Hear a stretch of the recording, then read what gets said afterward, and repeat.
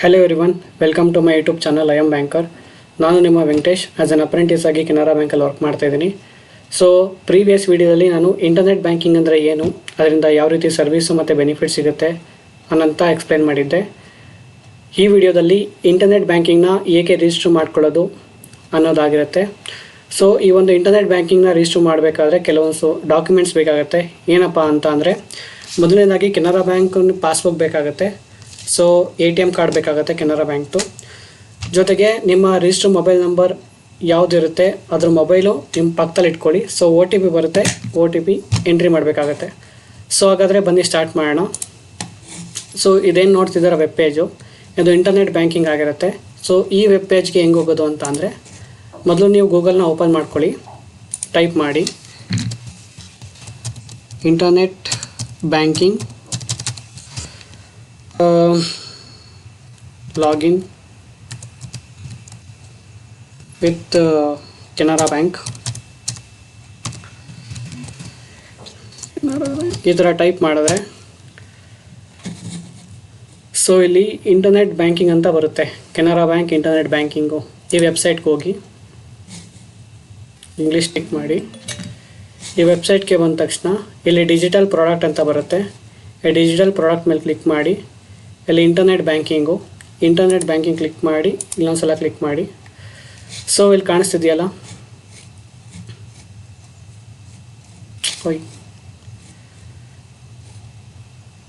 Net banking login retail and corporate new ಅಂತ ಬರುತ್ತೆ. So ಈ ಲಿಂಕ್ ಮೇಲೆ ಕ್ಲಿಕ್ ಮಾಡಿ ಕಂಟಿನ್ಯೂ ಅಂತ ಕೊಡಿ. ಸೊ ಇದು ಕ್ಲಿಕ್ ಮಾಡಿದ್ರೆ ಡೈರೆಕ್ಟು ಈ ಪೇಜ್ ಕರ್ಕೊಬಂದು ಬರುತ್ತೆ.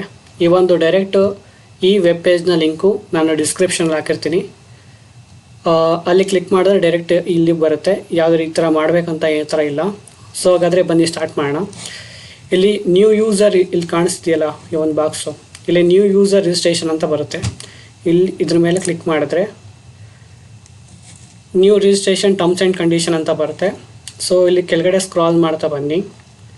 ಸ್ಕ್ರಾಲ್ನೆಲ್ಲ ಮುಗಿದ ಮೇಲೆ ಇಲ್ಲಿ ಐ ಅಗ್ರಿ ಅಂತ ಬರುತ್ತೆ, ಐ ಅಗ್ರಿ ಕೊಡಿ.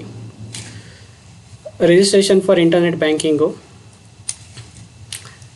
ಕರೆಂಟ್ ಅಥವಾ ಸೇವಿಂಗ್ ಅಕೌಂಟ್ ನಂಬರು, ನಮ್ಮ ಅಕೌಂಟ್ ನಂಬರ್ ಹಾಕ್ಬೇಕು, ಇಲ್ಲಿ ಡೆಬಿಟ್ ಕಾರ್ಡ್ ನಂಬರ್ ಹಾಕಬೇಕು, ಮತ್ತು ಮೊಬೈಲ್ ನಂಬರ್ ಹಾಕಬೇಕು. ಇಲ್ಲಿ ಕಸ್ಟಮರ್ ID, ಈ ಕಸ್ಟಮರ್ ID ಅನ್ನೋದು ನಿಮ್ಮ ಪಾಸ್ಬುಕ್ಕಲ್ಲಿ ಇರುತ್ತೆ, ಲಾಸ್ಟಲ್ಲಿ ಇರುತ್ತೆ, ಅಕೌಂಟ್ ನಂಬರ್ ಕೆಳಗಡೆ ಇರುತ್ತೆ. ಸೊ ಓಕೆನಾ. ಇದಾದಮೇಲೆ ಬಂದು ಇಮೇಜ್ ಕ್ಯಾಪ್ಚಾ ಇಲ್ಲಿ ಏನಿರುತ್ತೆ ಅದನ್ನ ಇಲ್ಲಿ ಎಂಟ್ರಿ ಮಾಡಬೇಕು. ಸೊ ಹಾಗಾದರೆ ಬನ್ನಿ ಒಂದೊಂದಾಗಿ ಎಂಟ್ರಿ ಮಾಡೋಣ. ಎಂಟ್ರಿ ಮಾಡ್ತಿದ್ದೀನಿ. Account number 029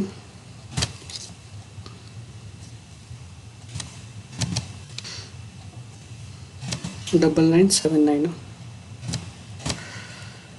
ATM card 16 digit ATM number ಇರುತ್ತೆ, ಅದನ್ನೆಲ್ಲ ನೀವು ಇಲ್ಲಿ ಎಂಟ್ರಿ ಮಾಡಬೇಕು full.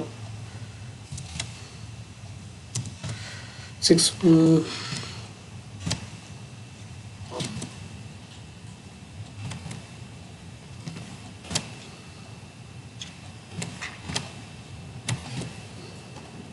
Register mobile number,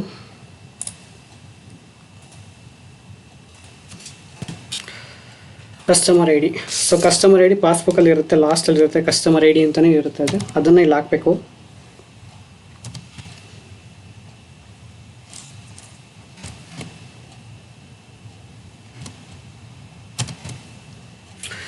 so customer ID ಹಾಕಿದ್ದೀನಿ. ಸೊ ನೆಕ್ಸ್ಟ್ ಬಂದು ಇಮೇಜ್ ಕ್ಯಾಪ್ಚಾ, ಅಲ್ಲೇನಿರುತ್ತೆ ಅದನ್ನ ಟೈಪ್ ಮಾಡಬೇಕು ಬಾಕ್ಸ್ ಒಳಗಡೆ.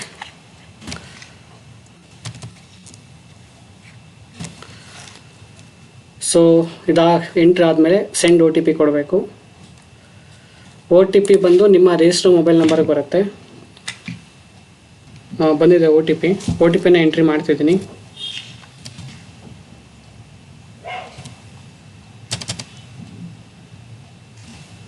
OTP ಎಂಟ್ರಿ ಮಾಡಿ ಸಬ್ಮಿಟ್ನ ಕೊಡಬೇಕು. ನಿಮಿಷ.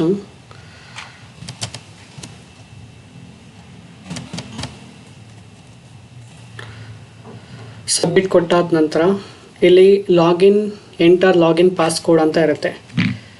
ಸೊ ಯಾವ ರೀತಿ ಪಾಸ್ವರ್ಡ್ನ ನೀವು ಸೆಟ್ ಮಾಡಬೇಕು ಅಂತ ಅಂದರೆ ಇದ್ರ ಬಗ್ಗೆ ನಾನು ಒಂದು ಸ್ವಲ್ಪ ಹೇಳ್ತೀನಿ ಇಲ್ಲಿ. ಕಾಣಿಸ್ತಿದೆಯಾ?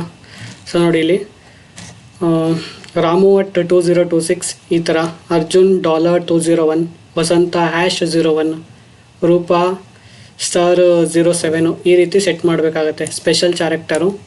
ಮತ್ತು ಏನು ವರ್ಡ್ಸು ನೀವು ಬರಿತೀರಾ ಅದು 12 ಕ್ಯಾರೆಕ್ಟರ್ ಮೇಲೆ ದಾಟಂಗಿಲ್ಲ. ಒಂದು ಕ್ಯಾಪಿಟಲ್ ಲೆಟರ್ ಇರಬೇಕು, ಇನ್ನೆಲ್ಲ ಸ್ಮಾಲ್ ಇರುತ್ತೆ. ಒಂದು ಸ್ಪೆಷಲ್ ಕ್ಯಾರೆಕ್ಟರ್ ಪ್ಲಸ್ ನಂಬರ್ ಇರಬೇಕು. ಇಷ್ಟನ್ನು ಸೇರಿಸ್ಕೊಂಡು ನೀವು ಒಂದು ಪಾಸ್ವರ್ಡ್ನ ಕ್ರಿಯೇಟ್ ಮಾಡಬೇಕಾಗಿರುತ್ತೆ. ಸೊ ಇಲ್ಲಿ ಕೆಲವೊಂದು ಸಲ ಕೆಲವ್ರದ್ದು ಜಾಸ್ತಿ ಉದ್ದ ಇರುತ್ತೆ, ಏನು ನೇಮು ಕೆಲವ್ರದ್ದು ಉದ್ದ ಇರುತ್ತೆ, ಅವರು ಸೆಟ್ ಮಾಡೋಕ್ಕೆ ಹೋಗ್ತಾರೆ, ಅದು ಆಗ್ತಿರಲ್ಲ. ಸೊ ನೇಮು ಆದಷ್ಟು ಕಮ್ಮಿ ಬಳಸಿ, 5 ರಿಂದ 6 ಆ ಥರ ಬಳಸಿ. ಇಲ್ಲಿ 4 ಆಲ್ಫಾಬೆಟ್ಸ್ ಇದೆ, ಒಂದು ಸ್ಪೆಷಲ್ ಕ್ಯಾರೆಕ್ಟರು ಮತ್ತು ನಂಬರ್ ಇದೆ. ನೇಮ್ ಆದಷ್ಟು ಚಿಕ್ಕ ಇರಲಿ, ಈ ಥರ ಸ್ಪೆಷಲ್ ಕ್ಯಾರೆಕ್ಟರ್ನ ಯೂಸ್ ಮಾಡಿಕೊಂಡು ನಂಬರ್ನ ಬಳಸಿ ಪಾಸ್ವರ್ಡ್ನ ಕ್ರಿಯೇಟ್ ಮಾಡಬೇಕಾಗಿರುತ್ತೆ.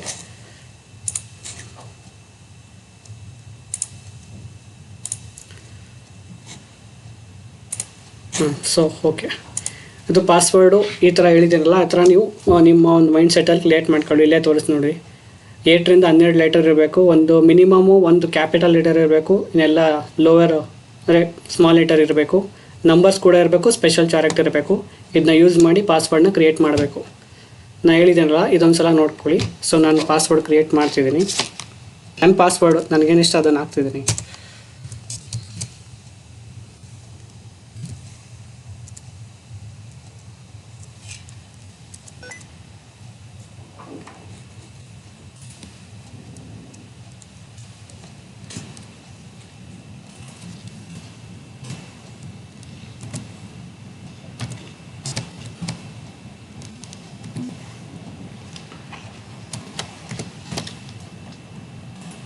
ಸೊ 2 ಸಲ ಟೈಪ್ ಮಾಡಬೇಕಾಗತ್ತೆ ಪಾಸ್ವರ್ಡು.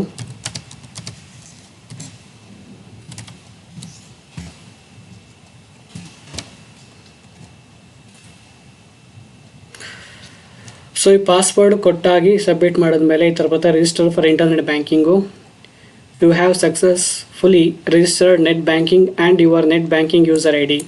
ಈ ಯೂಸರ್ ಏನಿರುತ್ತೆ ಇದನ್ನು ಒಂದು ಕಡೆ ನೋಟ್ ಮಾಡ್ಕೊಳ್ಳಿ, ಇದು ಬೇಕಾಗುತ್ತೆ. 37562 ಇಲ್ಲಿ ಯೂಸರ್ ID ಏನು ತೋರಿಸಿದೆ ಇದನ್ನು ಒಂದು ಕಡೆ ನೀವು ನೋಟ್ ಮಾಡ್ಕೋಬೇಕು, ಇದು ಬೇಕಾಗುತ್ತೆ. ಇದೇ ನಿಮ್ಮ ಇಂಟರ್ನೆಟ್ ಬ್ಯಾಂಕಿಂಗ್ ಯೂಸರ್ ID ಆಗಿರುತ್ತೆ.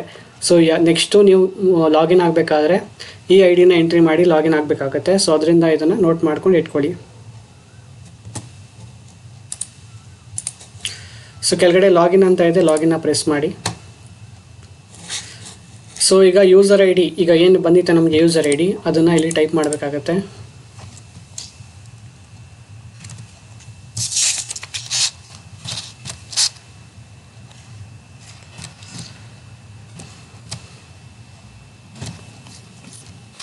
ಸೊ ಟೈಪ್ ಮಾಡಿದ್ದೀನಿ ಪಾಸ್ವರ್ಡು. ಈಗ ಏನು ಪಾಸ್ವರ್ಡ್ ಕೊಟ್ಟಿರ್ತಿಲ್ಲ ಅದನ್ನೇ ಇಲ್ಲೇ ಟೈಪ್ ಮಾಡಿ ಅಷ್ಟೇ.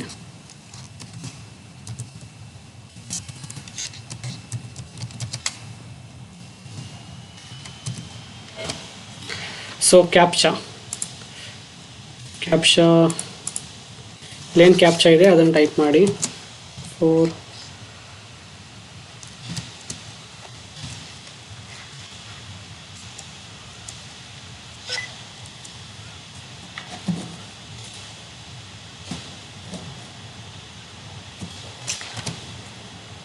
ಸೊ ಈಗ ಲಾಗಿನ್ ಕೊಡ್ತಾ ಇದ್ದೀನಿ.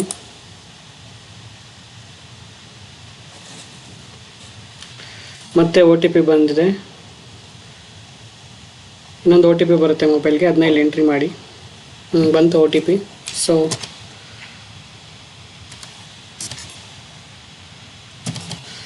OTP ಹಾಕಿದ್ದೀನಿ. ಸೊ ಸಬ್ಮಿಟ್ನ ಮಾಡಿ. ಸೊ ಇದನ್ನ ಕ್ಯಾನ್ಸಲ್ ಮಾಡಿ. ಸೊ ಇಷ್ಟೇ, ಲಾಗಿನ್ ಆಗಿದೆ. ಈಗ ನನ್ನ ಹೆಸರು ಬಂದಿದೆ ವೆಂಕಟೇಶ್ ಅಂತ. ಸೊ ಇಷ್ಟೇ ಆಗಿರುತ್ತೆ ಇಂಟರ್ನೆಟ್ ಬ್ಯಾಂಕಿಂಗ್ ಲಾಗಿನ್ ಆಗೋದು. ಸೊ ಇಷ್ಟು ಇಂಟರ್ನೆಟ್ ಬ್ಯಾಂಕಿಂಗ್ ರಿಜಿಸ್ಟ್ರೇಷನ್ ಆಗಿರುತ್ತೆ ಅಂತ ಹೇಳ್ತಾ ಈ ವಿಡಿಯೋನ ಎಂಡ್ ಮಾಡ್ತಾ ಇದ್ದೀನಿ. ಈ ವಿಡಿಯೋ ಇಷ್ಟ ಆದರೆ ಶೇರ್ ಮಾಡಿ, ಕಮೆಂಟ್ ಮಾಡಿ, ಲೈಕ್ ಮಾಡಿ. Thank you. ನೆಕ್ಸ್ಟ್ ವಿಡಿಯೋದಲ್ಲಿ ಸಿಗ್ತೀನಿ. ಬಾಯ್.